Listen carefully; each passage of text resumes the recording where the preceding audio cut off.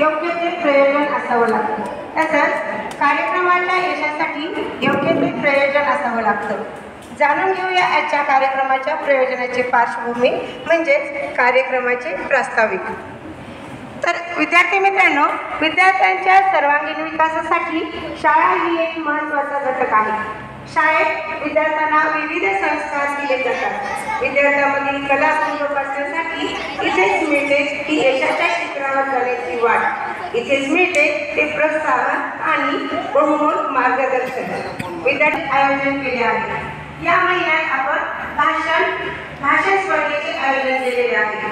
यानुसार वर्ग 5वी ते 7वी वर्गातील विद्यार्थी आपल्या समोर विविध विषयावर भाषण करणार आहेत. बालकांचे कलागुण पाहण्या आतुरले डोळे आज स्वागत करण्या चिमुकल्यांचे येऊ द्या टाळ्यांचा आवाज. स्वागत करण्या चिमुकल्यांचे येऊ द्या टाळ्यांचा आवाज. जोरदार टाळ्यांनी आजच्या कार्यक्रमाची सुरुवात करूया. सर्वप्रथम वर्ग 5वीचे विद्यार्थी आपल्या समोर भाषण सादर करतील. तर सर्वप्रथम मी सिद्धी पाटे हिला बोलवते. मी सिद्धी पाटे आज आपल्या समोर माझा आवडता शास्त्रज्ञ डॉक्टर ए.पी.जे. अब्दुल कलाम यांच्याबद्दल माझे मनोगत व्यक्त करण्यासाठी इथे आहे. तुम्हाला जर सूर्यासाठी चमकायचे असेल तर सूर्यासाठी तळपायची तयारी ठेवा. तुम्हाला जर सूर्यासाठी चमकायचे असेल तर सूर्यासाठी तळपायची तयारी ठेवा. असा संदेश देणारे भारताचे 11वे राष्ट्रपती भारतरत्न सन्मानित डॉक्टर ए.पी.जे. अब्दुल कलाम. डॉक्टर कलाम यांचा जन्म 15 ऑक्टोबर 1931 रोजी तमिळनाडू राज्यातील रामेश्वरम येथे झाला. त्यांचे पूर्ण नाव अबुल बाकी जैनुद्दीन अब्दुल कलाम असे होते.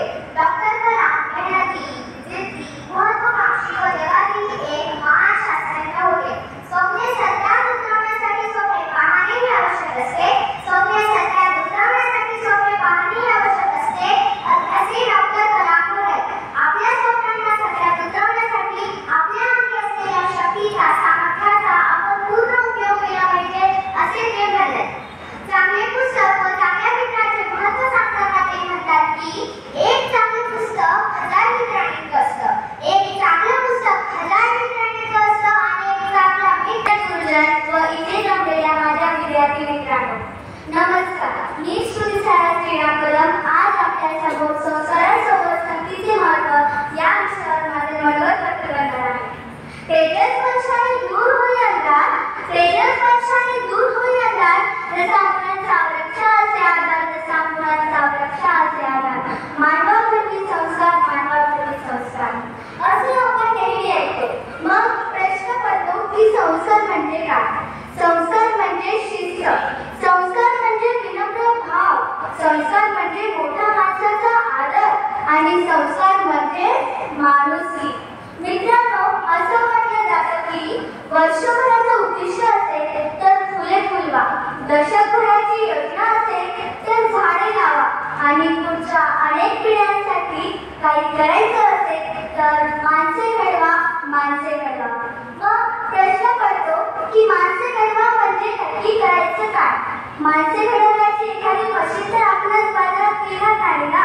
म्हणून म्हणते की जर माणसे घडवायची असतील उभे राहतात स्वामी विवेकानंद, छत्रपती शिवराय आणि साने गुरुजी. या दोन व्यक्तींना महान बनवले ते त्यांच्या मित्रमैत्रिणींनो, आज मी तुम्हाला संस्कारासोबत संगीताचे महत्त्व या विषयावर 2 शब्द सांगणार आहे. तरी ते तुम्ही शांतपणे ऐकून घ्यावे ही माझी विनंती आहे. एका लहान मुली तिच्या आजीसोबत एका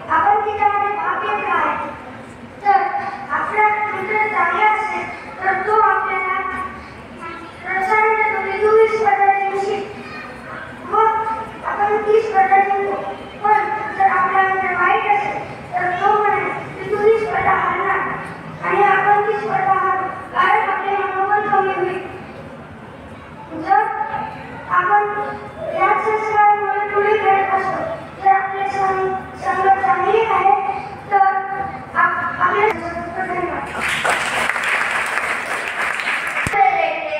सपना वो नहीं जो सोते हुए रहते, सपना वो है जो आपको सोने नहीं देता, सपना वो है जो आपको सोने नहीं देता. असे शब्द फक्त एपीजे अब्दुल कलाम यांनी म्हणलेच नव्हते, तर ते स्वतः त्याप्रमाणे जगले होते. म्हणून तर ते त्यांच्या स्वप्नांनी त्यांना वर्तमानपत्र विकणाऱ्यापासून ते मिसाईलमॅन आणि राष्ट्रपती बनवले. ते म्हणायचे, येणाऱ्या दिवसासाठी तयारीत राहा, सर्व दिवसांना सारखेच सामोरे जा. जेव्हा आयडल होशील तेव्हा घाव सोस आणि हातोडा होशील तेव्हा घाव घाल. असा विचार करणारे एपीजे अब्दुल कलाम यांचा जन्म 15 ऑक्टोबर 1931 साली तमिळनाडू राज्यातील रामेश्वरम या गावी झाला. रामेश्वरम या गावी झाला. त्यांचे पूर्ण नाव अबुल पाकीर जैनुलाब्दीन अब्दुल कलाम. त्यांच्या आईचे नाव अशी अम्मा होते. त्यांचे पूर्ण शिक्षण रामनाथ पुरम येथे झाले. त्यांच्या लहानपणीच त्यांच्या वडिलांचे निधन झाले, म्हणून त्यांचे लहानपण खूप कष्टात गेले. मित्रांनो, तुम्हाला माहित आहे का, एपीजे अब्दुल कलाम यांचा शैक्षणिक जीवनात गणित हा आवडता विषय होता. तिरुचिरापल्ली येथील सेंट जोसेफ कॉलेज येथे त्यांनी बीएससीची पदवी प्राप्त केली. त्यानंतर मद्रास येथील माझे नाव संग्राम नितीन राव आहे. मी आज तुम्हाला झाडाची महत्त्व या विषयावर माझे मत व्यक्त करणार आहे. वृक्षवल्ली आम्हा सोहळे अर्थात झाडे हे आपले नातेवाईक आहे. म्हणूनच तर हा संदेश संत तुकाराम यांनी दिला होता. आणि आपण झाडांना आपल्या नातेवाईकांप्रमाणे जपले पाहिजे व त्यांची काळजी घेतली पाहिजे. झाडे हे आपल्या जीवनात खूप महत्त्वाचे असतात. झाडाला वृक्षही म्हणतात आणि झाडे किती परोपकारी असतात. झाडाची काळजी तर आपण सर्वांना माहीत आहे. जसे की झाडांपासून आपल्याला फळे, फुले, भाजी आणि आपले उन्हापासून संरक्षण करतात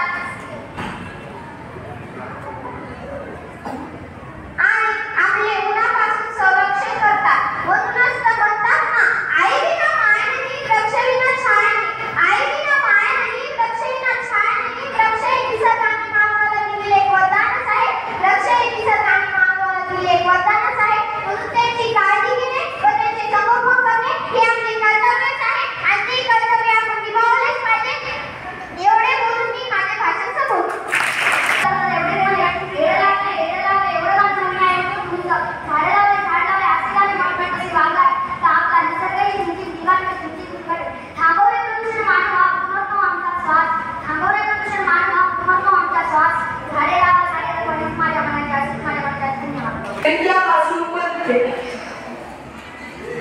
पर्यावरण हे आपल्या परिसरातील ऊन, वारा, पाऊस याच्यापासून बनते. पर्यावरण आपल्याला जगण्यासाठी शुद्ध हवा, पाणी देत नाही, तर त्याच्यासोबत समुद्र, नद्या, तलाव, मैदान हे सगळं देते. तरी आजकाल वाढती लोकसंख्या, वाढते उद्योगधंदे, वाढता प्लास्टिकचा वापर, जंगलतोड यामुळे पर्यावरणाचा नाश होत आहे. म्हणून सरकार देश व जागतिक पातळीवर काही उपक्रम राबवले आहेत. जसे की जंगलतोड बंद करणे, कारखाने नद्यांपासून धूळ घेऊन त्याच्यातून निघणारे दूषित पाणी स्वच्छ करून त्याचा पुनर्उपयोग करणे, सूर्य ऊर्जेला प्रोत्साहन देणे. या सगळ्या आपण देश व जागतिक पातळीवर नाही तर वैयक्तिक सुद्धा प्रयत्न केले पाहिजे. जसं की इंधन वाहनाचा शक्यतो तितका कमी उपयोग करणे, प्लास्टिकचा कमी उपयोग करणे, झाडे लावणे. यावरून मला संत तुकाराम महाराजांचा एक अभंग आठवला. तो म्हणजे वृक्षवल्ली आम्हा सोयरी मंचरे. याचा अर्थ असा आहे की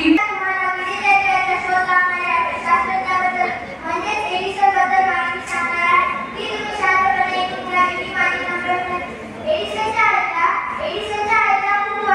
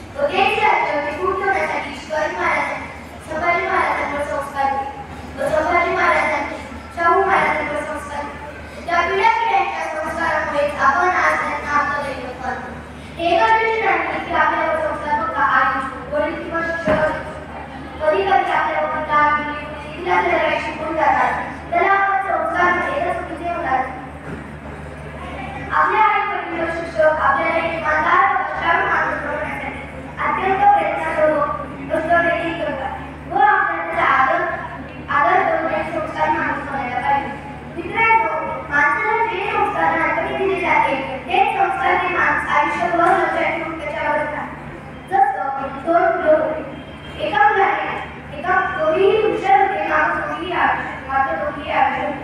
एका मुलाच्या आईने एका मुलाला चांगले संस्कार दिले, दुसऱ्या मुलाच्या आईने दुसऱ्या मुलाला संस्कार दिले, मात्र त्या मुलाचे संस्कार दिले नाही व ते आधी संस्कार म्हणत झाले. याचा अर्थ म्हणजे की आपल्याला संस्कार देणे व घेणे हे देखील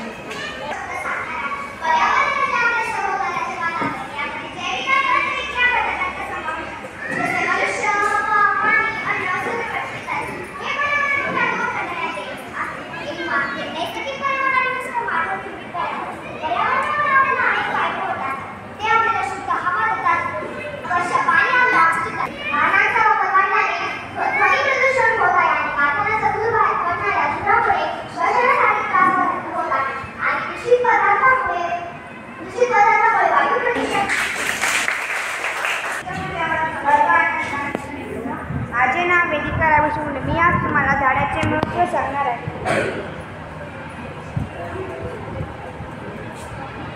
तुम्ही शांतपणे ऐकून घ्या. ही माडी नंबर म्हणते वृक्षवल्ली नामक काय नाही म्हणते याचा अर्थ तुम्ही झाडे आपले मित्र. मानवी जीवनात झाडांची खूप महत्त्व आहे. आपल्या झाडांचा आपण वाट आहे. निसर्गाच्या सौंदर्य झाडांमुळे जास्त संधी आहे. निसर्गातील अन्न सत्व झाडांवर अवलंबून असतात. सर्वजणी वाढण्यामध्ये पाण्याने असतात. आपण श्वास घेताना ऑक्सिजन घेतात काय कारण आपण काय लागतो तोच ऑक्सिजन बाहेर टाकून ऑक्सिजन बाहेर घेतो आणि कार्बन डायऑक्साईड बाहेर टाकतो. हाच ऑक्सिजन आपण घेतो. दुसरी गोष्ट म्हणजे पाणी शुद्ध पाण्याचा साठा पटण्यामुळे जाईल. हा पटण येण्यासाठी झाडांपासून मदत मिळते. मुख्य द्रव्याच्या झाडांपासून आपल्याला फुले फळे भाजी लाकूड मिळते. जसं इंधन कार्बन डायऑक्साईड झाडांमध्ये फळे हे त्यांचे अन्न आणि झाडे त्यांचे निवासस्थान सुद्धा असते. यातच मी म्हणते की झाडे लावा झाडे जगवा.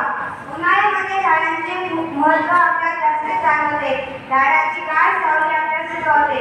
आजच्या वाढत्या लोकसंख्येमुळे झाडांची मोठ्या प्रमाणे तोड झाली व त्यामुळे सर्व मित्र मैत्रिणी माझे नाव धनश्री राठाडे आहे.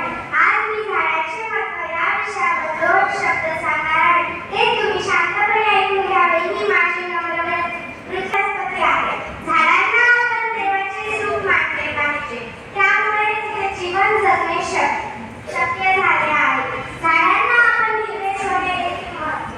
झाडामुळेच आपल्याला ऑक्सिजन मिळतो. आपण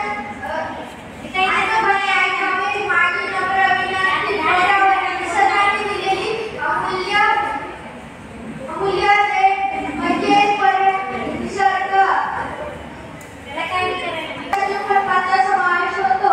अजैविक घटकांमध्ये प्रकाश पाणी आणि हवा या घटकात विद्युत घटकांचा समावेश होतो.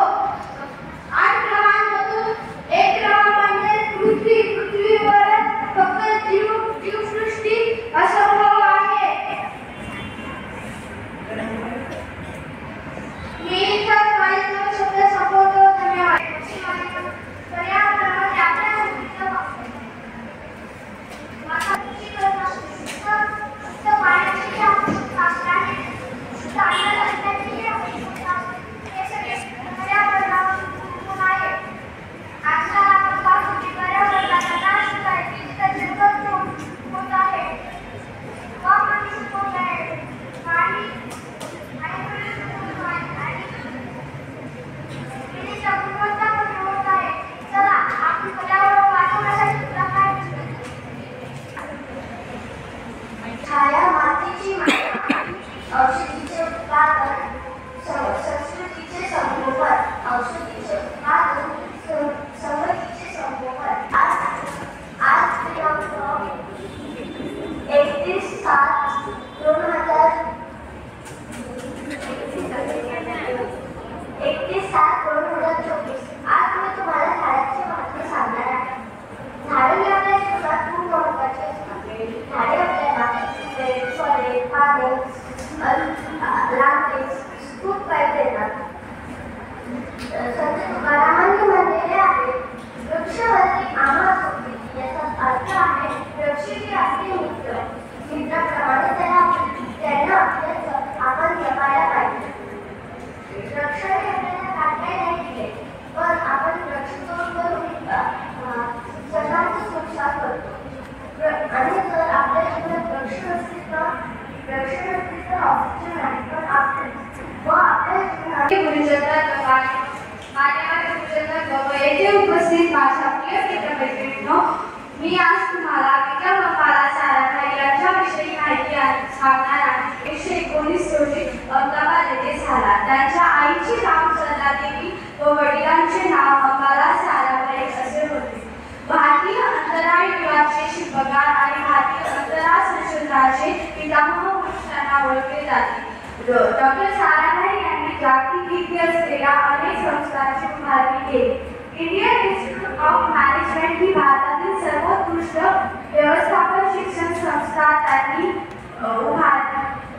भौतिकशास्त्रातील संशोधनासाठी राष्ट्रीय भौतिक प्रयोगशाळा त्यांनी अहमदाबाद येथे सुरू केली. वस्त्रोद्योग उपस्थित माझ्या सर्व प्रिय मित्रमैत्रिणींनो,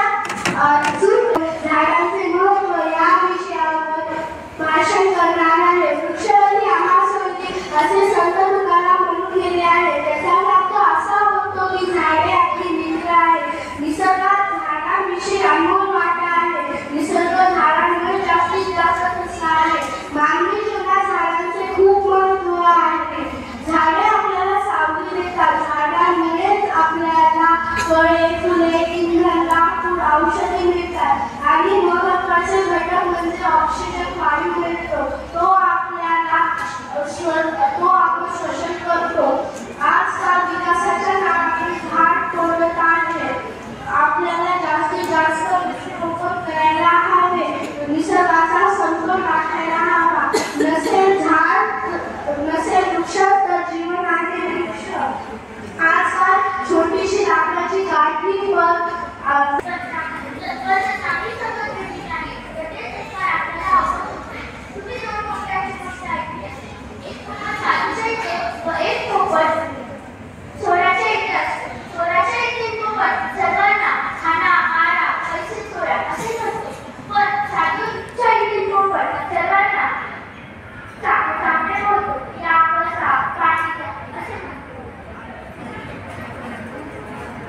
लहानपणापासून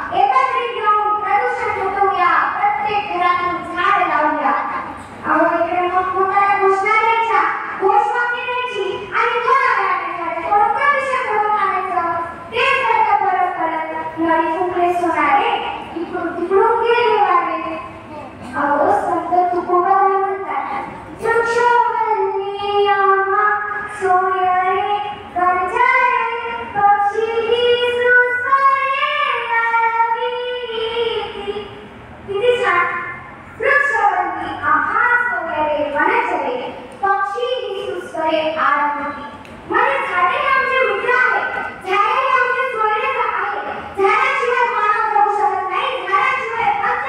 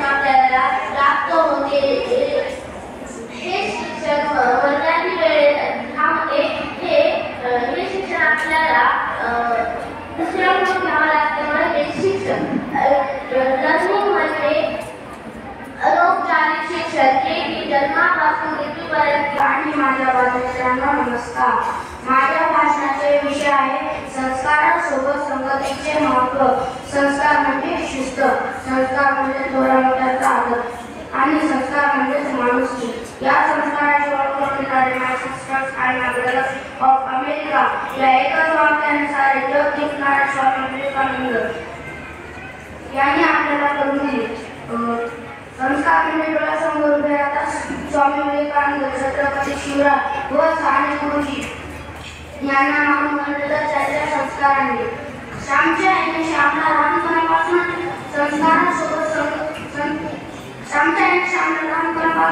शरीराबरोबर मनाची काळजी घ्यायला शिकवली. खरा तो एकच ब्रह्म जगाला प्रेमात पाहावे हा महान संदेश त्यांना आपल्याला दिला. जिजाऊने देखील शिवरायांना लहानपणापासूनच राष्ट्रप्रेम, राष्ट्रभक्ती व स्त्रियांचा सन्मान या गुणांची शिकवण दिली. त्यामुळे ते आदर्श राहत झाले.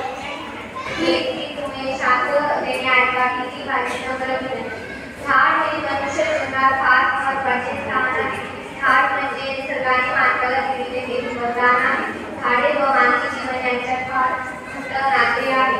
झाडे आपल्याला जीवनावश्यक ऑक्सिजन देतात. झाडे आपल्याला फळे, भाज्या, लाकूड, औषधी त्याचे खावटी देतात. पाऊस येण्याकरता झाडांपासून खूप मदत मिळते. मनुष्याप्रमाणे पशुपक्षी झाडांवर अवलंबून असतात. झाडे जमिनीशी खूप ठेवतात, परंतु मनुष्य झाडे जंगल कापण्यामुळे व वृक्षारोपण न केल्यामुळे झाडे आपल्या सर्वांनीच विविध विषयावर जे काही भाषण आहेत ते अतिशय उत्तमपणे आणि व्यवस्थितपणे मांडले. त्याबद्दल सर्वात प्रथम मी सर्वांचे मनपूर्वक धन्यवाद मानतो. आपल्या आजच्या कार्यक्रमाला अध्यक्ष म्हणून लावलेल्या माझ्या लाडक्या सुनीता टर्नर या स्वतः एक आत्मविश्वासू, ज्ञानपिपासू, नेहमी कर्तव्यदर्शक, प्रेरणास्त्रोत, आदर्श शिक्षिका पण त्यांच्या नेहमीच तुम्हाला शाळेमध्ये पहिले यायचे किंवा एखाद्या स्पर्धेमध्ये भाग घ्यायचे, त्यामध्ये तुम्हाला बक्षीस मिळवायचे. परंतु आपण स्वप्न पाहतो, परंतु त्या स्वप्नांना लागणारी जी काही मेहनत असते, जे काही परिश्रम असतो, तो परिश्रम करण्याची आपल्याकडे होत असते किंवा आपण त्याकडे थोडं लक्ष देत नाही. तर माझी एक सगळ्यांना विनंती आहे की आपण जेव्हा काही गोष्टीची स्वप्न पाहतो तेव्हा ती स्वप्न पूर्ण करण्यासाठी आपल्याला ज्या काही गोष्टी लागतात त्यासाठी आपण परिश्रम केले पाहिजे. तसेच आणखी एक महत्त्वाची गोष्ट म्हणजे सोपं नसतं झाड बनवणं. एका एका श्वासासाठी स्वतःला रुजवून घेणं म्हणजे झाडाचा आपण जे म्हणतो की झाड एक परोपकारी आहे, त्या झाडाला नेहमी आपण एक आदर्श मानतो. कारण झाड जे आहे आपल्याला प्रत्येकाला फळं असतील, फुलं असतील, पुष्प असतील या सगळ्या गोष्टी देतं. परंतु त्यातून सगळ्यात महत्त्वाची गोष्ट अशी आहे जसं छान भाषण मला वाटलं नव्हतं एवढे सगळे स्पर्धेमध्ये सहभागी होते. काल पण छान होते. 40-42 विद्यार्थी. नियम असतात ते असे नियम पाहायला पाहिजे की आपण स्पर्धेमध्ये भाग घेतलेला आहे, पण नियम काय आहे, आपल्याला कसं बोलायचं आहे हे तुम्हाला कळायला पाहिजे. वक्तृत्व स्पर्धेच्या नियम असे असतात की भाषणाच्या सुरुवातीला आदरणीय व्यासपीठ, जे कोणी म्हणलं कोणी केलं की तुम्ही आठवा, मी नाव घेणार नाही, पण बघायचं असतं आदरणीय व्यासपीठ म्हणलं की. आणि मग पुढच्या म्हणलं की सगळ्यांकडे सगळे शिक्षक लोक जे बसलेले आहेत तुम्हाला ऐकायला त्यांच्याकडे बघितलं पाहिजे. आणि माझे लाडके मित्रमैत्रिणी किंवा प्रिय विद्यार्थी मित्रांनो असं म्हटल्यानंतर सगळ्यांकडे बघायचं असतं. ही भाषणाची सुरुवात असते आणि ज्यांनी भाषण केले तेच या भाषण स्पर्धेमध्ये नंबर काढतील, ज्यांनी अशा पद्धतीने भाषण केलेलं आहे. आणि भाषणामध्ये अजून चढ उतार असला पाहिजे, हातवारे असले पाहिजे, ते कोणी केले तुम्ही आठवायचं, त्याप्रमाणे त्यांचे नंबर काढले पाहिजे. हे नियम आहेत वक्तृत्व स्पर्धेचे की हातवारे पाहिजे, तोंडावर हावभाव पाहिजे, भाषणामध्ये चढ उतार पाहिजे. काही वाक्य जडात म्हणायची, काही वाक्य खाली यायची असते. चढ उतार म्हणजे आवाजाचा चढ मोठेपणा, जास्त मोठ्यात मध्ये बोलायचं आणि असं म्हणून हळूवारपणे बोलायचं. असे हे भाषण करताना आपल्यामध्ये बदल करायला पाहिजे. एक दोन म्हणी पाहिजेत भाषणामध्ये. भाषणामध्ये सुविचार पाहिजे, चांगला विचार सांगायचा ते पण भाषणामध्ये आलं पाहिजे. हे सगळे नियमांनी जो वक्तृत्व भाषण करत त्याचा नंबर काढला जातो. तर हे असे नियम असतात, आपल्याला बरेचशाच माहित नाही. भाषणामध्ये तुम्ही नाव नाही सांगितलं तरी चालतं, कारण तुमचं नाव अगोदर घेतलेलं जातं, वर्ग पण तुमचा सांगितलेला जातो. त्याच्यामुळे तुम्ही नाव नाही, मी या वर्गाची विद्यार्थिनी, माझे हे नाव आहे, काहीही सांगायची गरज नसते. कारण तुम्हाला भाषणाला बोलवणारे जे संचलन करणारे मॅडम असतात त्यांनी तुमचं नाव ऑलरेडी घेतलेलं असते, वर्ग पण सांगितलेलं असते. त्याच्यामुळे तुम्ही त्याच्यात वेळ न घालता तुम्ही हे बोललं पाहिजे. आणि सगळ्यात शेवटी म्हणजे भाषण करताना एवढे बोलून मला इथं भाषण करण्याची संधी दिली त्याबद्दल मी सर्वांचे आभार मानते. आणि एवढे बोलून मी माझे 2 शब्द तुम्ही सगळ्यांनी शांतपणे ऐकलं त्याबद्दल पण तुमचे आभार मानते. धन्यवाद.